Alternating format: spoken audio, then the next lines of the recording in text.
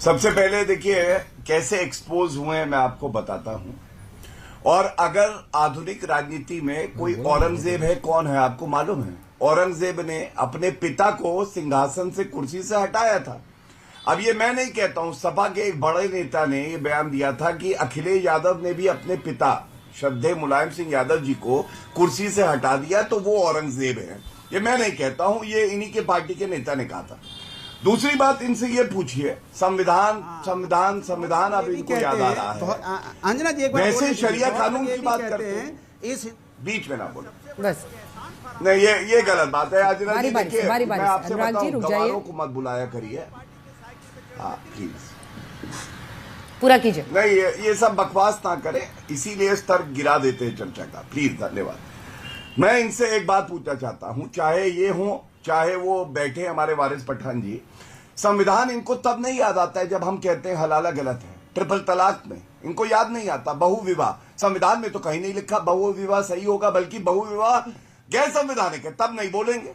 तो ये एक बड़ा सवाल है। तीसरी बात आपने जो कही, आपने कहा क्यों रोका जा रहा है एक धर्म विशेष के लोगों को वहां दुकान लगाने से। ये सही बात है। संवैधानिक दृष्टि से आर्टिकल 19(1) कहता है कि सबको अधिकार है, लेकिन रीजनेबल रिस्ट्रिक्शन लगा सकते हैं।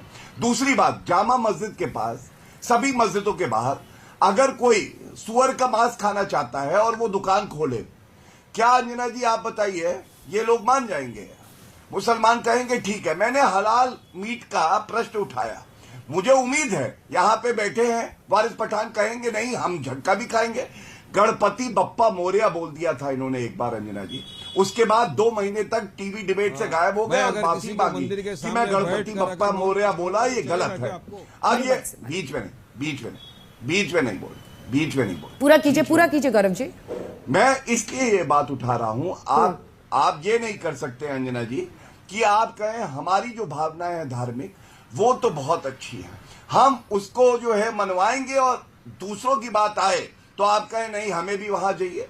आप बोलिए कि हाँ, जो व्रत का आहार लेते हैं हम उसका सम्मान करेंगे, हम होली का गुलाल भी लगाएंगे, होली खेल लेंगे, ये क्या है, गलत नहीं है, एक त्योहार है, हमारी संस्कृति है। नहीं, तब ये कहेंगे कि नहीं हमारी कुरान जो है वो पाक है और वो इजाजत नहीं देती।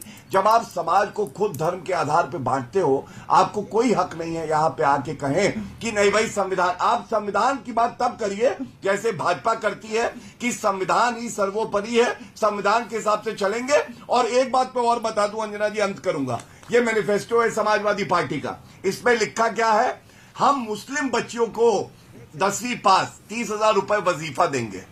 क्यों सिख को नहीं देंगे, क्यों हिंदू को नहीं देंगे? हमारी सारी योजना जितनी है, चाहे केंद्र की हो चाहे उत्तर प्रदेश सरकार की हो, चाहे मुसलमान हो, सिख हो, हिंदू हो, ईसाई हो, पारसी हो, जैन हो, बौद्ध हो, सबको बराबर सम्मान देती है और सब उससे लाभान्वित है। ये फर्क है, इसलिए तुलना जो है